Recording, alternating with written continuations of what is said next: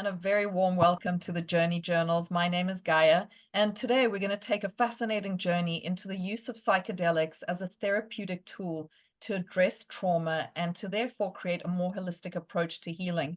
Now, today, with psychedelics gaining popularity all the time, I'm delighted to have Erik Lieux with me, who is a licensed mental health counselor, to explore this topic of discussion with me.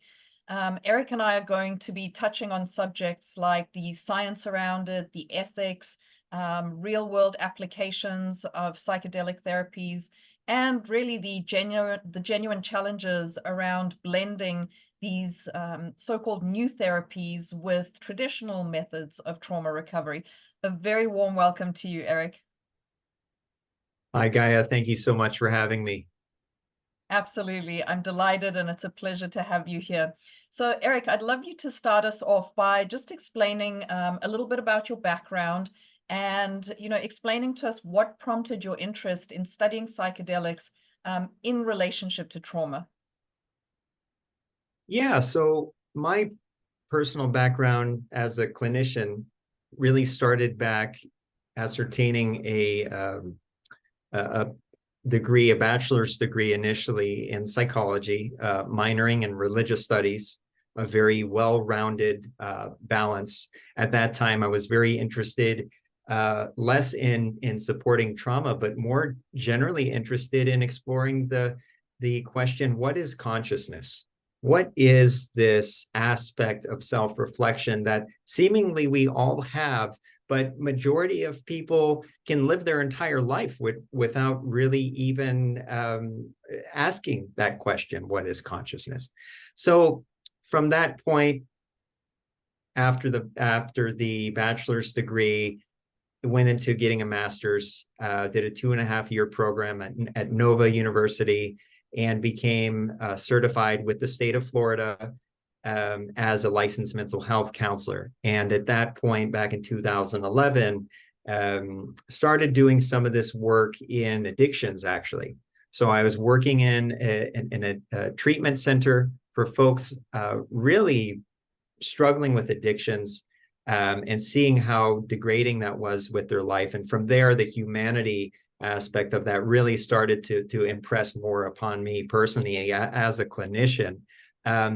So, even though I had and continue to ask that beautiful question and form my life around what is this consciousness that imbues everything, it's more at this point following the research, looking at how psychedelics now are really supporting people's journeys with trauma, which in turn, if untreated, leads people to addiction, leads people into these pathways of just self-destruction and unease. So I think that's a big part of it. Seeing how the system is set up at the moment, we really need some new tools. And psychedelics seem to have some new possibilities on the forefront. This is very cutting edge stuff. So the research is being done, but really, yeah, that's my background and what prompted me to get into this. Thank you, Erik. Would you mind taking a moment to just sort of distinguish the difference between these new modalities of therapy, using psychedelics, as opposed to, the more traditional therapeutic approaches? So as far as traditional methods, when we think about going to a therapist, when we think about going to a psychologist, a psychiatrist, what have you, there's some focus on the cognitive process. There's some focus on verbal communication. Whereas with psychedelics, when those are being utilized responsibly with therapeutic intent, they can really facilitate a more direct and experiential exploration of the trauma. And so, there's different studies that are being done by major universities. I think we have the most studies at this point in history after many decades of these compounds being off limit to science. we're seeing now that some of the pathways and some of the neurology that these psychedelics are allowing access to, allowing what is that consciousness, allowing that consciousness to gain entry points into, whether it's the default mode network or different places like this, we're actually in unveiling ourselves more deeply. We're able to get to these deeply rooted emotional memories, allowing individuals to more honestly confront the interior process, and it seems to be very very holistic. Healing sometimes is non-linear, and the altered state, or say non-ordinary state of consciousness, because these molecules and compounds allow us to engender a non-ordinary state. They can open many doors to introspection, to insight, and for many people, even spiritual experiences. And for me personally, what I see is what's going to be the most valuable is the integration of those experiences, to continue that ongoing creation of the therapeutic framework. Is where we are right now in that journey of seeing psychedelics starting to open on a much grander level, a much grander scale, not only around the world, but even here in the United States, really exploring those potential benefits for healing trauma. Certainly is being opened up and very definitely moving into the spotlight. And I know there are some very significant organizations such as Johns Hopkins University leading a lot of research into psychedelic therapies, but more around the existential crisis that develops after being diagnosed with a terminal illness. And there are also organizations such as MAPS who are pushing for the legalization of MDMA to be used in therapeutic settings, to then sort of open the door for other medicines like psilocybin and ketamine. I wanted to ask you, which are the main medicines being used at the moment in psychedelic therapies? And if you could speak a little bit into how each one addresses trauma and which one shows the most promise. That's a great question. So currently we have, throughout the US now, there's been a surge of ketamine clinics that are, pretty much all over the nation. Ketamine has been utilized in surgery and different medical procedures for decades, so it's generally recognized as safe, even though ketamine is not actually a traditional classical psychedelic. It's actually known as a dissociative. So even though it has some psychedelic, or let's say non-ordinary type state that it engenders for the therapy of say, anxiety, depression, PTSD, some of the things that people might visit a ketamine clinic for, it's not exactly a hallmark psychedelic, if you will. But at current, that's what's available to folks. There's a number of either clinics where you can do an IV injection of this, or they even have troches or little lozenges. They have nasal sprays. There's a few various methods of ingestion for ketamine. What we're seeing as the next wave of true psychedelics, if you will, coming out is going to be psilocybin and MDMA. So those two specifically right now, as far as FDA clinical trials and phase 3 approvals and these sorts of things, we're already getting clinicians getting the green light in over on the West Coast in Oregon. There's already established clinics where licensed professionals are able to do this work. They're able to have people come into the clinic, have an intake, make sure they're a good candidate for this work, and then actually have a session, have a very safe container that they're able to drop into, 4 to 6 hour session with the psilocybin. That's the active compound in magic mushrooms. And they have this deep, profound experience The same is being the same favor is being shown to MDMA as far as seeing this as, again, a therapeutic modality. It was actually used in therapy in the 70s and I believe the 80s as before the Reagan era started to, get on the war on drugs. Unfortunately, that really didn't work out too well. I think the war on drugs was a complete failure. And what we're seeing now is that the reframe of these things as being drugs, right? This whole long perception in the zeitgeist, in the collective, as these things being drugs, that's no longer the case. There is just this cultural narrative that people are waking up out of that stigma, and the stigma is being broken down. It's being dismantled, and it's such a beautiful thing because the healing promise shown for PTSD, for longstanding issues with anxiety, with issues around severe depression, social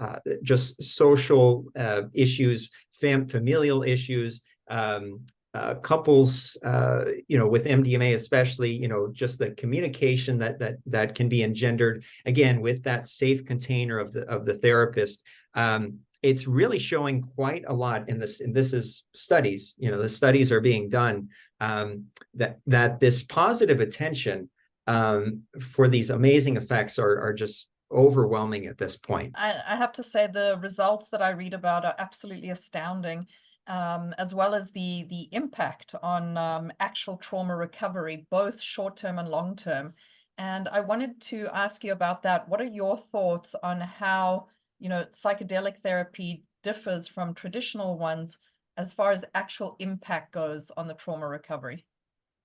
Yeah, so a lot of people, if this is still kind of out of the pantheon, and maybe they're just tuning into this podcast here because of the curiosity, right? A lot of people who are starting to hear about psychedelics, they're information gathering, they're trying to get good intel on this. That's a very valid thing and something you want to do. So what I've seen as far as the research, it suggests that psychedelics primarily are impacting the serotonin system on the brain. They're also going into some of these deep recesses of the default mode network and these sorts of things. You have substances like psilocybin.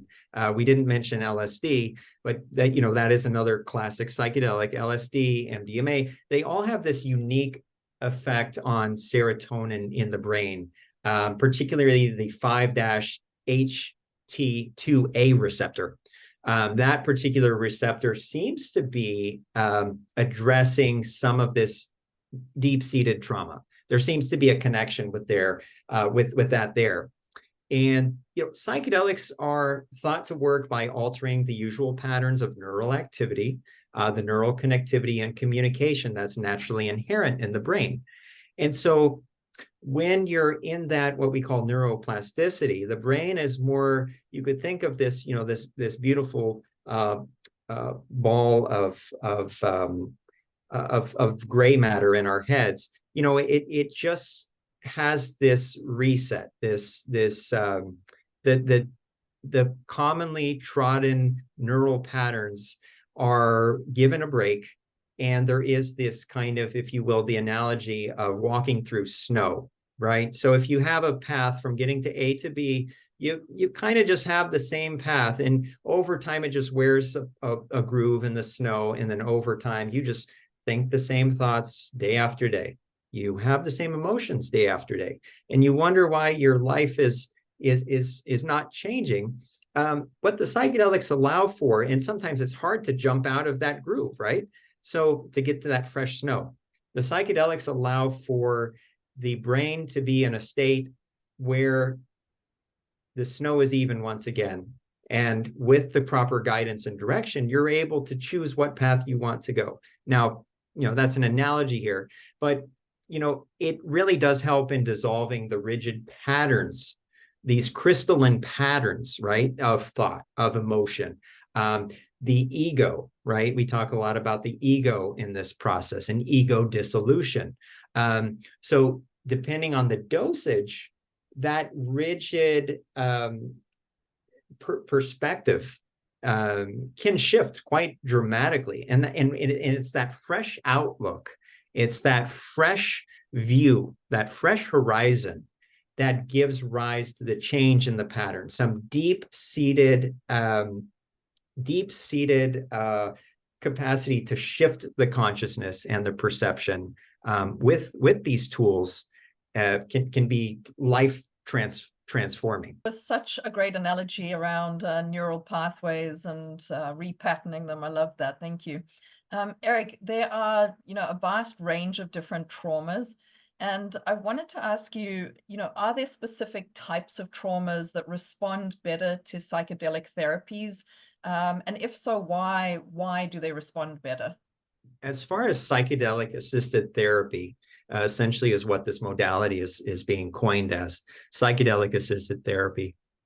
There are, it seems, as the research is coming out and continues to evolve, particularly this modality is effective against certain types of trauma, such as complex or treatment-resistant PTSD. So that sometimes is known as CPTSD, complex PTSD.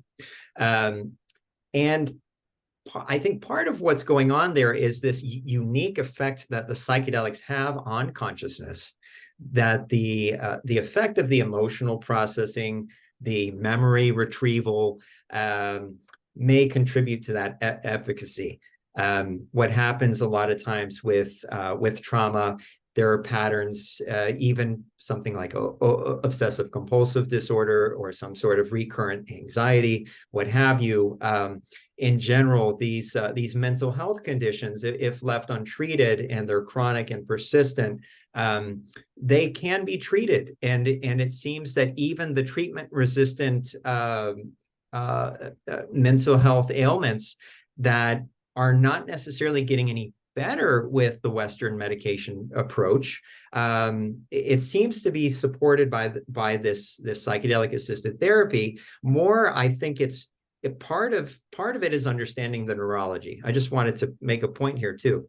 Part of it is also seeing that we're not just masking symptoms here. We're not just saying, okay, take this Band-Aid and put it on the wound of the arrow that you've been shot in the shoulder, for example. You're coming in to a practitioner and saying, I have this arrow in my shoulder here, and the psychedelic assisted therapist is going to say, well, we got to take the arrow out, and it might hurt, but that's the way to healing.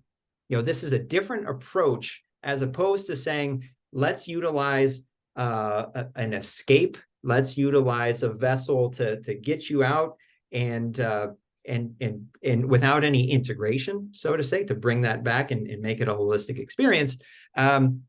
I think we'd be cheating ourselves. So that's really one of the big differences, I think, with the psychedelic assisted therapy, is that it can bring you into your pain in order to transform and transmute it. So yeah, I did want to speak to that as well. Was another great analogy with the arrow. Thank you. And we've been speaking mostly about the psychedelic therapy versus traditional therapy, but I wanted to ask you, what are ways that they could sort of be married together or woven together to provide a far more holistic approach, and a more sustained sort of long-term relief, I guess, for trauma survivors? Absolutely. So, not to knock Western medicine, sometimes when people are experiencing a very, very deep trauma, there's some sort of something that's just going to make people very unstable in their personal life for whatever reason, for a short duration. In my professional opinion, sometimes Western medication is appropriate. However, as a long-term approach, it just isn't sustainable. I mean, there's just so many issues around side effects, what have you, where I do see that we can start to blend the two. Once someone is stable, once someone is ready to do some of this healing work, right? The psychedelic sessions, I think, can be integrated and into different therapeutic modalities like mindfulness practices.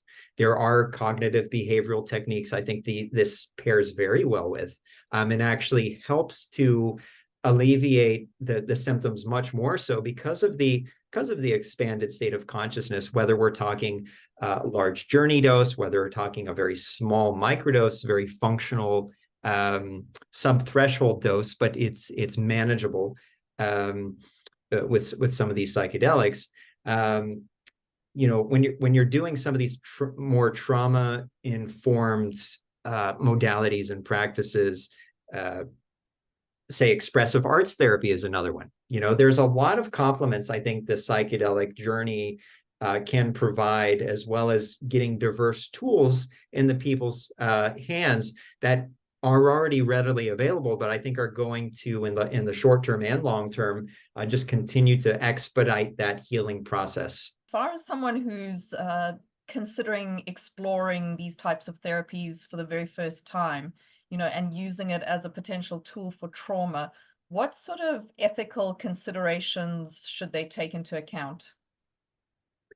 So there's a lot to be said about the ethics, because at the end of the day, we want to have safe practices. This is an emerging field. There's still a lot of gray area around this, and we want to make sure that people are safe, that they are good candidates for being able to engage in this work.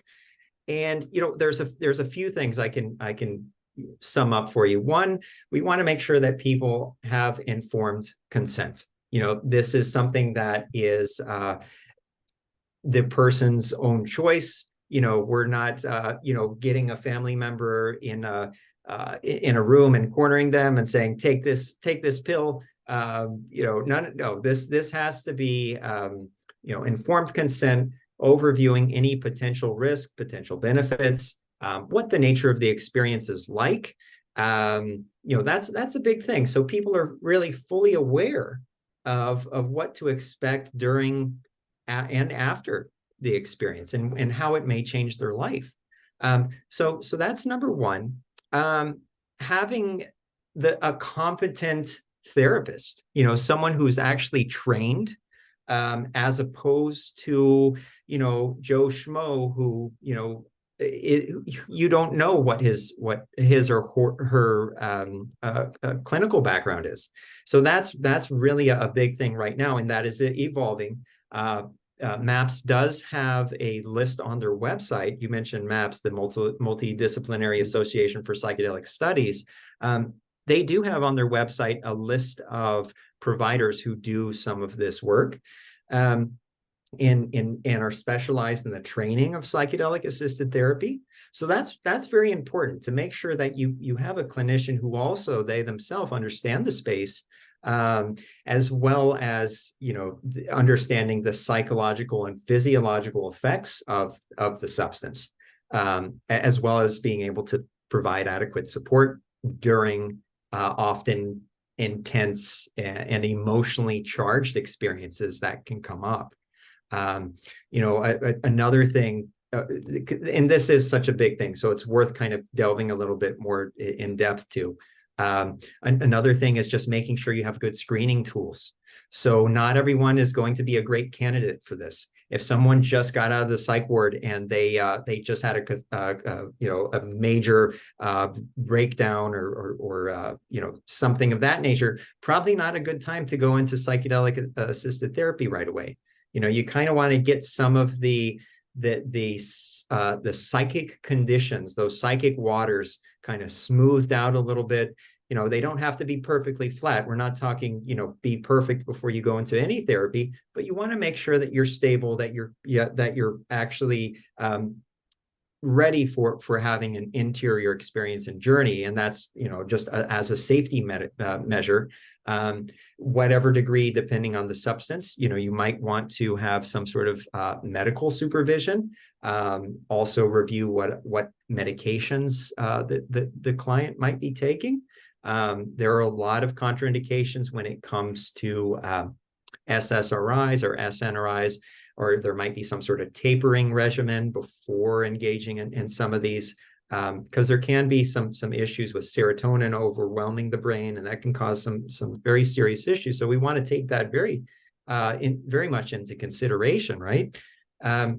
A big thing to me is the integration process. So that's where individuals can really make sense and apply these insights. They can really start to gain some of the wisdom of the psychedelic experience into their daily life. And I think that's really crucial. It's one thing to take to have a journey, whether it's, and there are various ways to safely and legally have these journeys, which we can talk about.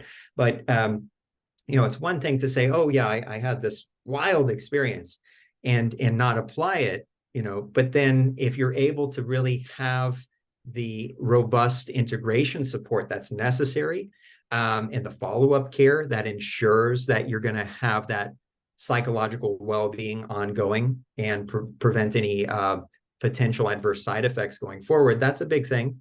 As well as various other things as far as cultural sensitivity. Just to speak on that, being in legal and regulatory compliance, that's also a gray area in some respects, but it's very important to respect those professional bodies, as well as honoring confidentiality. So confidentiality is a huge one. Not everyone wants that to be public information, and under HIPAA, privacy protection, if you do have a licensed practitioner, that is between you and the practitioner. And there's just ongoing monitoring and evaluation that is very important in this evolution of the psychedelics. So those are some of the main things as far as ethical considerations. Such a big thing. Yeah. Erik, those were all great points and all very important things to consider. Actually, so important that I'd like to just backtrack to the second point that you made, because this on this channel we speak a lot about psychedelics, people's experiences with psychedelics, the benefits that they seem to be ongoing. But at the same time, I don't want to appear that we are glamorizing it and that it's just this free for all for everyone. I personally do not believe that psychedelics are for everyone. I believe that there are very specific cases in which they should absolutely not be used. And, I'd like to emphasize that and also ask you the question, are psychedelics and psychedelic therapy for everyone? This goes back to exactly what you said, the second point, good screening tools. So it seems to be an all too common thing that in the underground, let's say, shamans in the Central and South Americas are coming into the US. They're primarily where we're based, even in South Florida, very easy access point, but they're all throughout the modern world now. And, a lot of them are not doing any sort of screening. And maybe it's just part of a lack of competency and understanding that the Western world, in the Western world, we have access to a lot of things that these indigenous peoples are not taking SSRIs.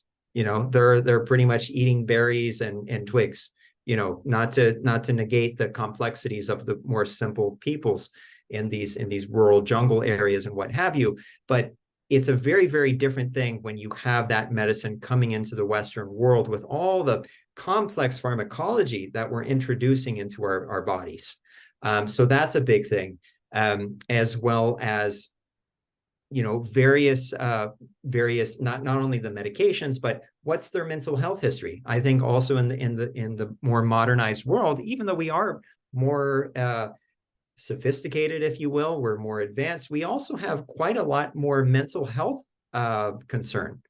So it's kind of a trade-off, but these are potential contraindications that need to be very carefully assessed, and that's done participant by participant for the just general overall safety. Thank you so much for taking the time to highlight and address that. I think it's critical and extremely important, to always keep that in the forefront. Erik, looking ahead into the future, what do you see are some of the key challenges and even some of the key opportunities around these psychedelic therapies and implementing them as a tool to address trauma? One of the big things that's been supporting the psychedelic movement is this increase in funding for research. MAPS has put in millions of dollars into their research programs. Other institutions and organizations are doing all sorts of various studies. You can go on PubMed, you can go on just any of these scientific research databases now. And I mean, it's staggering. The amount of research that you can find with psychedelics now. I think that's a good thing. And it really helps to, embody that promise of what psychedelics are for revolutionizing trauma treatment and offering alternative approaches for individuals who may not respond optimally to some of these traditional methods. I'd say as far as some of the hurdles that we're still encountering is probably the stigma. I think it's a psychological a hurdle more than anything, and navigating not only the stigma, but also the regulatory landscape. So right now, I see those two things: overcoming the cultural bias and fostering a nuanced understanding that these substances actually do have medical value, that there is a benefit to society at large. I think that's crucial. How that message is distributed, how it's provided out in the world at large.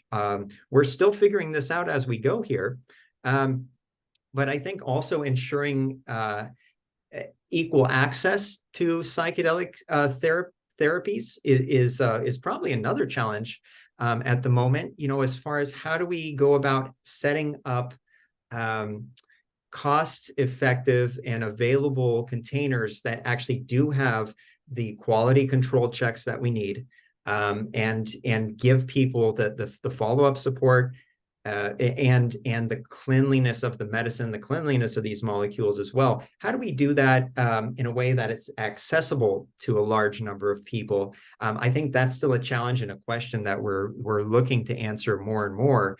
At current healthcare, it kind of marginalizes this. It does not in any way cover at current. We're in 2024 during the time of this interview.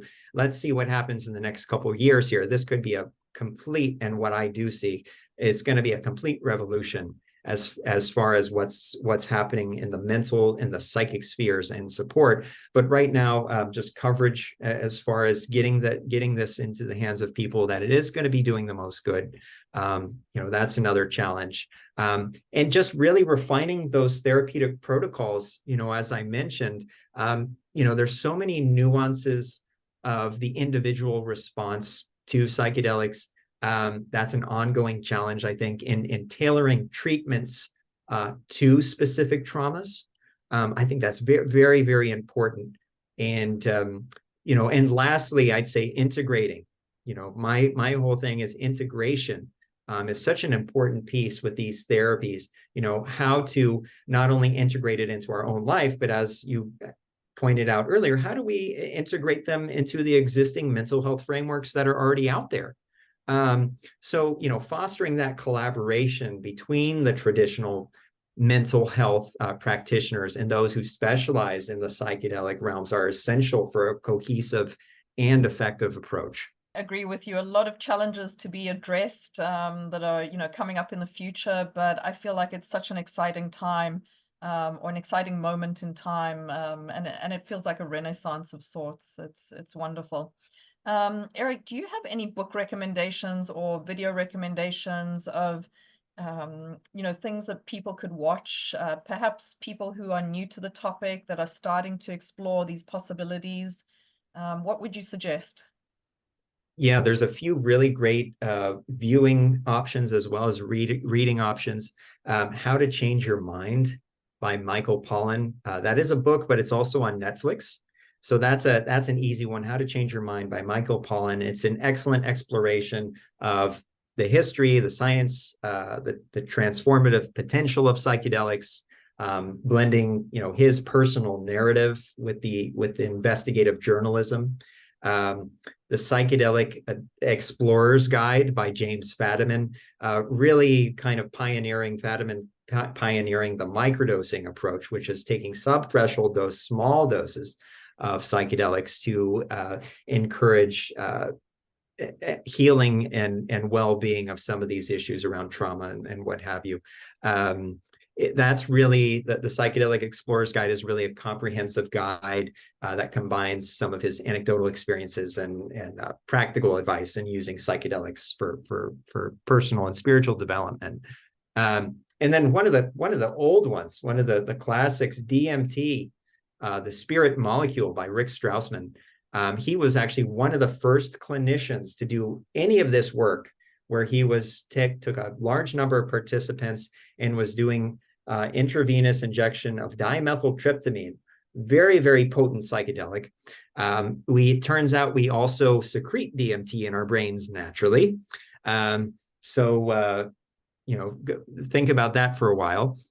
But another great book talks a lot and kind of moves people into the psychedelic experiences that these people had, as well as just talking about his research. And more recently, we have Paul Stamets, his book and movie, Fantastic Fungi, also available on Netflix. That's really a great immersive documentary all about the healing potential of fungi, of mushrooms. Just wonderfully done. I think that's been a great one for the cultural narrative to digest.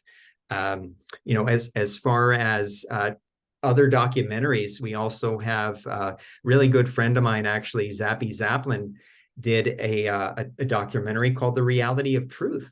Reality of Truth. What a great piece of work that was. And it explores the intersection between spirituality, consciousness, psychedelics, and features some insights from thought leaders like Deepak Chopra, et cetera, in that film. And Have a Good Trip is another one. So that's The Adventures of Psychedelics.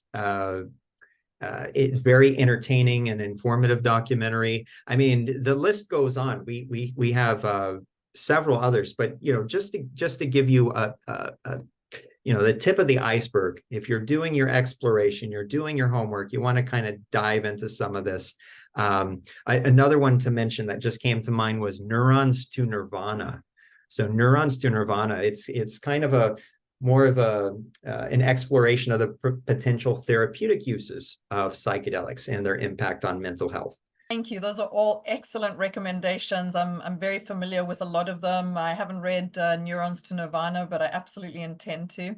Thank you for all of those. Erik, to close off, what is your message to the world?